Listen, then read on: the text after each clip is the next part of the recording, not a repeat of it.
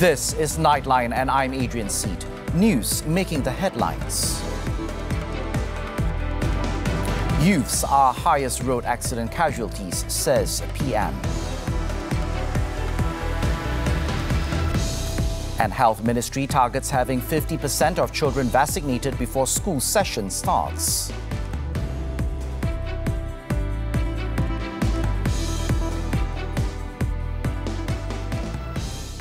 Good morning. Youths accounted for almost 50% of the 14,308 road accident death cases recorded in 2 years from 2019. Prime Minister Datuk Seri Ismail Sabri Yaakob said the statistics showed that the younger generation is at higher risk when they are on the roads, and reducing the figure has become a major challenge for enforcement authorities in the country. Bayangkan, orang muda yang mempunyai masa depan yang panjang untuk hidup. Negara kita memerlukan orang muda. Bagi masa depan negara ni kita nakkan orang muda. Tetapi akibat daripada kemalangan jalan raya, orang muda menyumbang 50% daripada kemalangan. Datuk Seri Ismail Sabri said this in his speech at the launch of the Keluarga Malaysia Driving Licence Aid BLKM program at the Bera Rakan Muda Complex in Pahang on Sunday. He also said road accidents was amongst the main cause of deaths in the country, with an average of 4,769 lives lost each year during the period. Thus, he added, the Road Transport Department, RTD, should have more advocacy and engagement programs to bring down the road accident death rate in line with the government's target of reducing the number of road fatalities by 50% by the year 2030. Meanwhile, in his speech at the opening of the Keluarga Malaysia Education Tour JPKM program, Datuk Seri Ismail Sabri said the program organised by Yayasan Prihatin Nasional, Prihatin, can help realise the aspirations of rural students to further their studies at the tertiary level. He said with the tour to be held at 50 locations throughout the country, the target group could be better approached and facilitated. The JPKM from March the 6th to April 30th aims to provide opportunities to those with Sijil Pelajaran Malaysia and Sijil Tinggi Persekolahan Malaysia certificates to further their studies. He added that through the tour, students who had missed out on gaining entry to institutes of higher learning due to reasons such as errors in filing in the online form, being late in submitting the form, or choosing the wrong field of study would be given another opportunity to apply. Dengan turun seperti ini juga, kita boleh membantu pelajar-pelajar yang miskin tadi. Ada pelajar yang berjaya mendapat tawaran ke universiti, mereka tidak berkemampuan dari segi pendapatan keluarga untuk melanjutkan pelajaran mereka. Walaupun saya sebut tadi dasar pendidikannya bagus, ada sekolah berasrama penuh dan sebagainya, tetapi kerana masalah keuangan keluarga, ramai yang tidak dapat masuk ke universiti.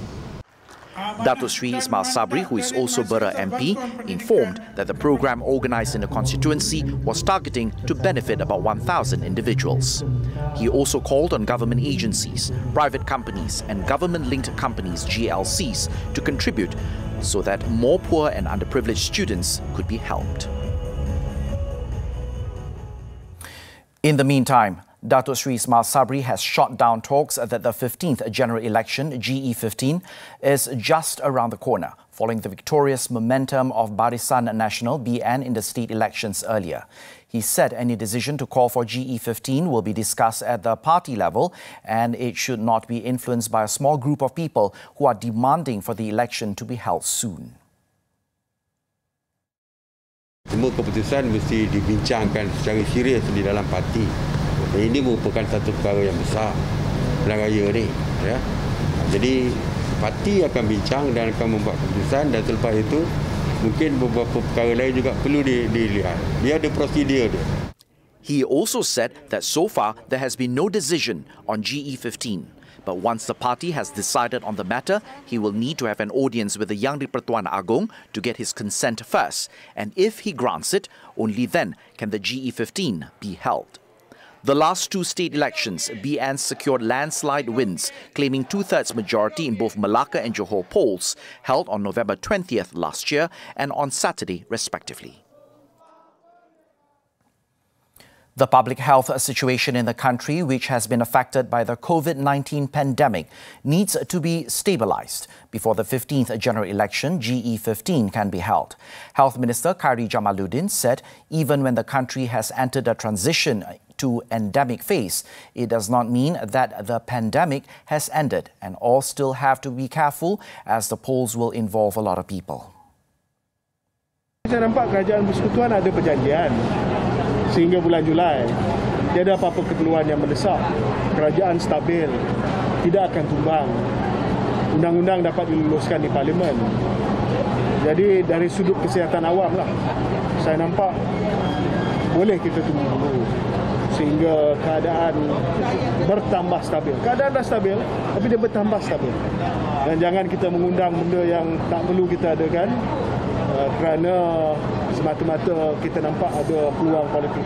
Khairi said this to reporters after attending a community service program organised by the Malaysian Association of Medical Assistants in Seremban on Sunday.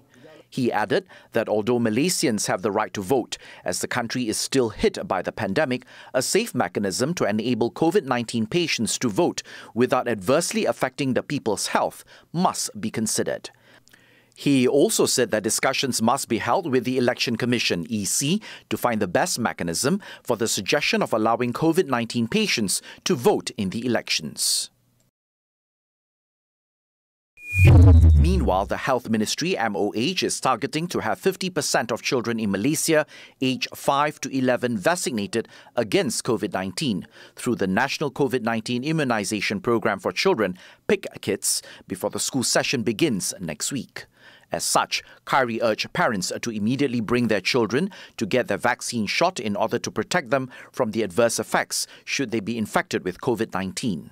Ya, peratusan positif COVID meningkat, peratusan kemasukan kanak-kanak dalam hospital semakin meningkat, dan yang saya sangat risau sekarang ni adalah kemasukan kanak-kanak ke ICU. Ini juga semakin meningkat. Sebab itu saya merayu supaya ibu bapa dapat segerakan vaksinasi untuk anak-anak. Ya. He pointed out that only 32% of children aged 5 to 11 have been vaccinated as of Sunday. The Health Ministry recorded 19,250 or 57.4% of deaths linked to the coronavirus involving the elderly between March 19, 2020 and March 9th this year. Its Director General, Tan Sri Dr. Nur Hisham Abdullah, said about 10% or 367,522 COVID-19 cases in the country comprise those aged 60 and above for the same period. Tan Sri Dr. Nur Hisham said senior citizens are the most affected and have a high risk of getting COVID-19 with severe complications. He further explained that this is due to weak immune system, chronic diseases, as well as a slower and complicated recovery process. As such, fatality rates amongst this group is way higher than other age groups. He added that senior citizens living in old folks' homes had a higher risk of getting infected and succumbing to the virus compared to senior citizens living in the community, as the virus spreads faster at the old folks' homes due to the high number of residents that may make it hard to practice physical distancing. Tan Sri Nur Hisham pointed out that from January 25th, 2020 to March 3rd this year, 39.4% of the high-risk group clusters were old folks' homes clusters, which was higher than other high-risk groups such as children care centres and dialysis centres. Hence, he also urged senior citizens to continue practicing the new normal in their everyday life, comply with the Standard Operating Procedure (SOP), get vaccinated and take their booster jab, practice test, report, inform, isolate, seek, trace, and get treatment immediately when symptoms deteriorate. Residents from 15 houses were evacuated after soil movement was detected near the landslide site at Taman Bukit Permai 2 in Ampang, Selangor on Saturday night. The movement, which was not as severe compared to Thursday's incident, was detected at around 7 p.m. Authorities said on Sunday there were no damages to properties caused by the latest soil movement. However, the latest incident may pose a risk to residents living in a row of houses in Taman Bukit Permai 2, located on the hills and near the landslide site. Based on ongoing analysis by the technical team from the Works Department, Malaysian Public Works Institute, IKRAM, Mineral and Geoscience Department, as well as Ampang Jaya Municipal Council, MPAJ, the soil is still unstable. Police, together with the MPAJ, also held a talk with residents before deciding that the occupants needed to vacate their homes and evacuate to the temporary relief centre at the MPAJ Hall in Cheras Baru. However, there were still no residents staying at the evacuation centre after it was activated, as many of them had decided to stay at hotels or at the homes of their relatives and friends instead. Untuk penginapan sementara tu, kami ada rakan-rakan sahabat yang bawa kami ke hotel lah untuk menginap selama 4 hari dah ni. Ini hari yang ketiga. So kemudian kami terpaksa sambung lagi sebab kami dalam proses untuk mencari rumah sewa penginapan sementara lah, sebab rasanya tak selamat kot untuk tinggal dalam keadaan sekarang sebab tanah pun masih ada pergerakan sebenarnya. Despite the risks, some of the residents have chosen to stay put as they don't have anywhere else to go. Dia nak sibuk kat mana? Memang tak ada rumah pun. Yang 2 hari tu kan, kami Jumaat tu kami bermalam dekat hotel je sebab disuruh keluar kan. So hari semalam ada elektrik dengan air, duduk sini sajalah. Macam mana? Tak boleh apa-apa pun. Jadi pun tak takut ke sana sebab ada gerakan 2 kali tau. Oh, memang takut pun. Tapi tak tahulah macam mana nak buat. Harap-harap tak kenalah. According to Hulu Langat District Officer Dr. Aini Ahmad, further action involving the landslide in Taman Bukit Permai and Taman Bukit Permai 2 would be discussed on Monday. Reports by the technical team on the safety of the slope and stability of the soil at the affected location will also be tabled and discussed by the respective agencies. In other news, police have opened an investigation paper, IP, into a viral video on Facebook showing a Civil Defence Force APM officer entering the landslide incident site at Taman Bukit Permai 2, Ampang, without permission on Thursday. Ampang Jaya Police Chief ACP Muhammad Faruk Ishak said, aside from the APM officer, authorities are also probing the owner of the Facebook account that uploaded the video. In a statement on Sunday, Muhammad Faruk said as the Disaster Operations Commander, he had issued instructions so that the APM team were not allowed to enter the area until the situation was assessed from all aspects of safety. He added the decision was made as the space was also too narrow and limited. The duo would also be called to give their statement. In the 55-second-long video, which went viral on Saturday, the APM officer was seen questioning Muhammad Faruk's action, disallowing the APM team from entering the disaster area. The case is being investigated under the Penal Code for making statements that lead to public alarm and distress, as well as disobeying an order issued by a civil servant, as well as Communications and Multimedia Act for improper use of network facilities or services.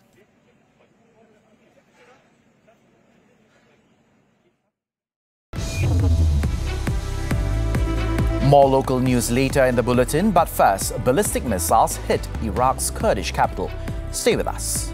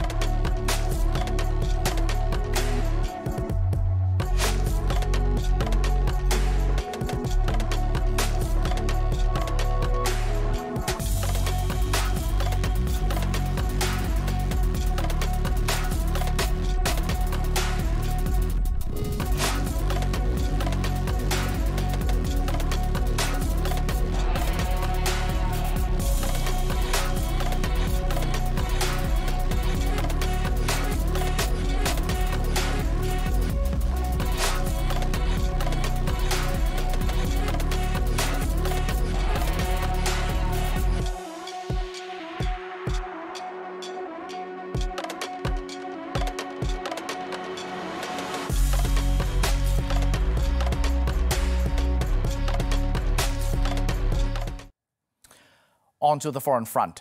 A Russian missile attack on a large Ukrainian military facility near the Polish border on Sunday has killed 35 people and wounded 134. According to officials, the strike followed Russian threats to target foreign weapon shipments that are helping Ukrainian fighters defend their country against the invasion. The regional governor of Lviv said Russian planes have fired around 30 rockets at the Yavorov International Center for Peacekeeping and Security, adding that some were intercepted before they hit. He added most of the missiles fired were shot down because the air defense system worked.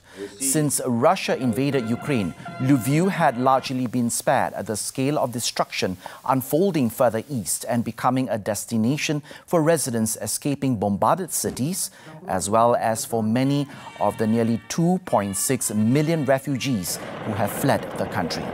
The training center in Yavorov appears to be the most westward target struck so far in the 18-day invasion.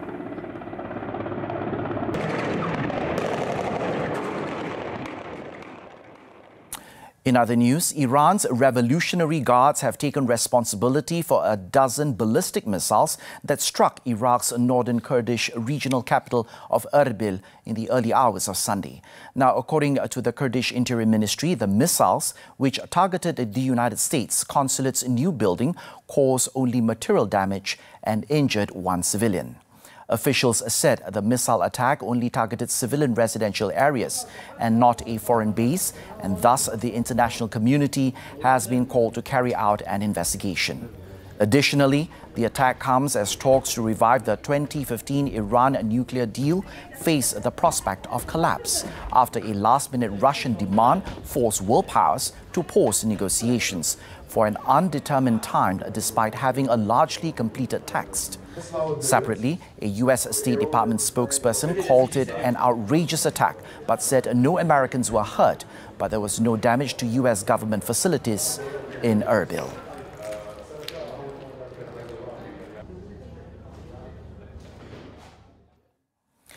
France is offering a fourth dose of a coronavirus vaccine to people older than 80 who had their booster more than 3 months ago. Prime Minister Jean Castex had said in January that France was ready to launch a campaign for fourth vaccine shots or second booster as soon as health authorities gave the green light. France is on Monday to drop the vaccine pass, a proof that someone has been triple vaccinated against the illness, which until now was required to enter public places such as cinemas or restaurants. A similar pass will, however, be needed to go to a hospital or a retirement home in order to protect the most vulnerable. In addition, masks will, from March 14th, only be required on public transport and no longer be necessary at work or in school. In an interview, Castex said a rebound in coronavirus injections would not change the government's plans to ease COVID-19 restrictions from Monday, since pressure on French hospitals continued to ease.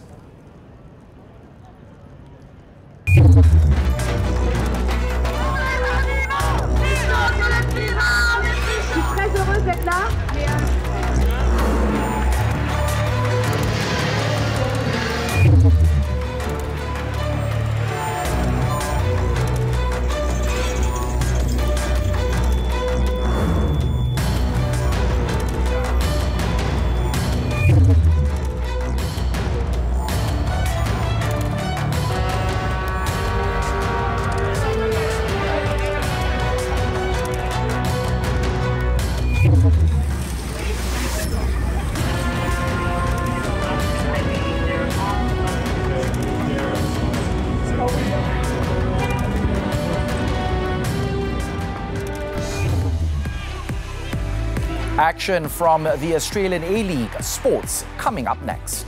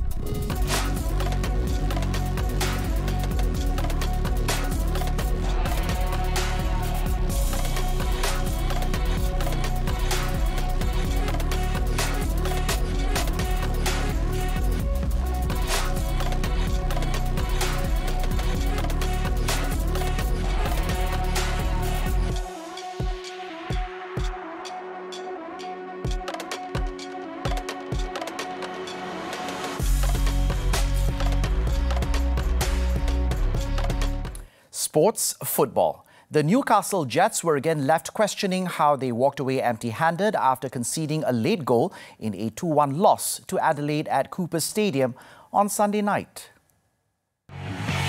The Jets in white were put on the back foot early when George Blackwood gave Adelaide a 1-0 lead with the game only 3 minutes old.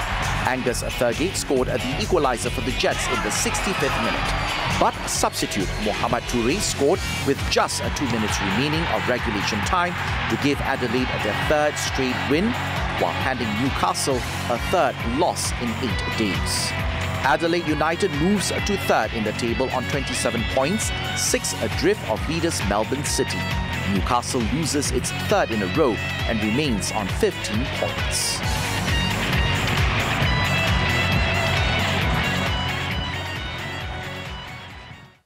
On to golf. Nena Kwas Mason of Denmark eagled the second hole of sudden death playoff with China's Ziyu Lin to win the LPGA Thailand on Sunday in Pattaya.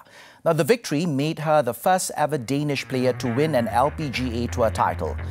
Madsen opened with eagle and birdie and seemed to be cruising to victory when rain delayed play for over an hour. The Dane remained in control until the final hole when she bogeyed while Z made birdie to force a playoff. Mason had a similar final hole meltdown in the 2021 Women's British Open, but she was able to regroup in Thailand and clinch her historic win.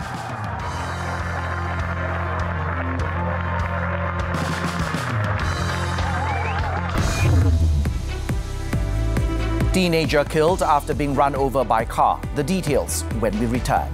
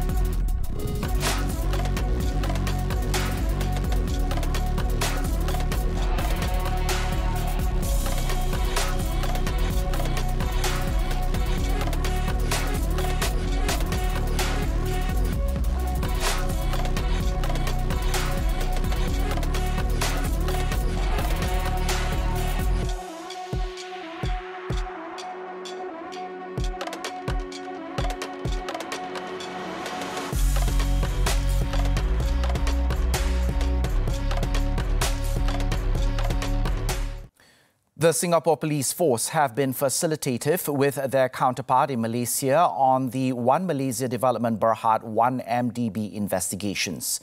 In a statement on Sunday, the Singapore authorities clarified that all requests for assistance from the Malaysian police have been dealt with promptly.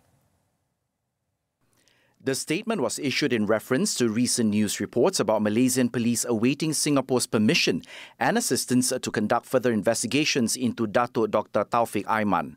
For the probe, the Republic's police force said the Malaysian police made a request to travel to Singapore to conduct further investigations on December 2nd last year.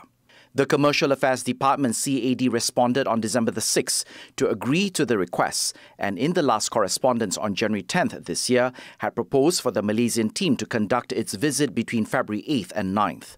The Malaysian police then responded on March 8th requesting to enter Singapore in mid to late March.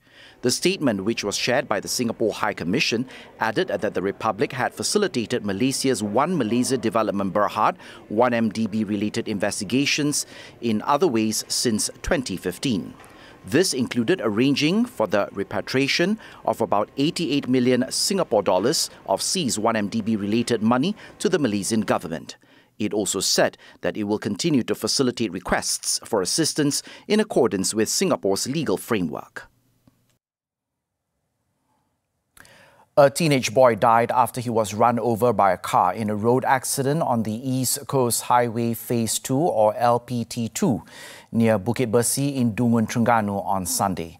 The victim, 17-year-old Muhammad Rasul Mustaqim Azli Alvin, succumbed to his injuries while receiving treatment at the Dungun hospital about 2 hours after the 10 a.m. incident. Police said the rubber factory worker was with a friend on a motorcycle and they were towing a motorcycle of another friend which had broken down. However, the victim suddenly lost control of his motorcycle and fell off the two-wheeler onto the middle of the highway. An approaching Perodua Myvi, driven by a 30-year-old engineer, failed to evade the victim in time and ran over him. The body has been brought to the hospital's forensics room for post-mortem.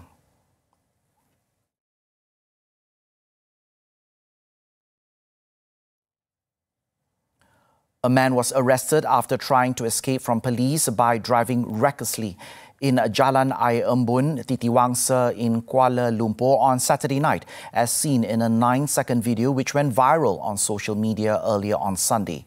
Police said the suspect in his 30s had 8 previous criminal records.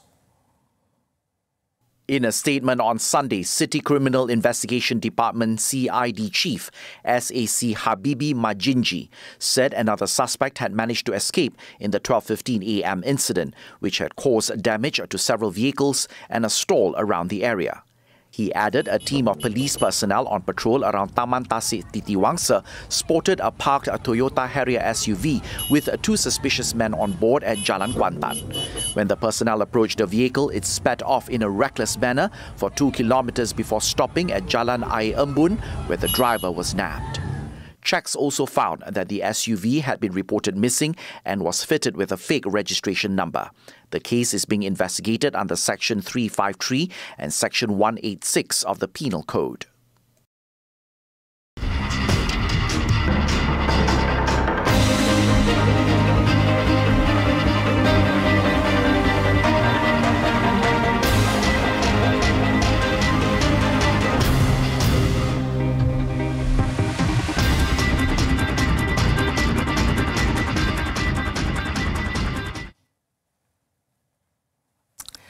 Now, with as many as 35,000 cyclists taking part, the South African Cape Town Cycling Tour is the world's largest individually timed cycle race. The grueling race route is 109 kilometers long, with several challenging uphill rides around the mother city's iconic Table Mountain. Let's take a look at the Sunday's annual cycling tour held in Simonstown as we wrap up Nightline this time around. I'm Adrian Seet. Thank you for watching and stay safe, Malaysia.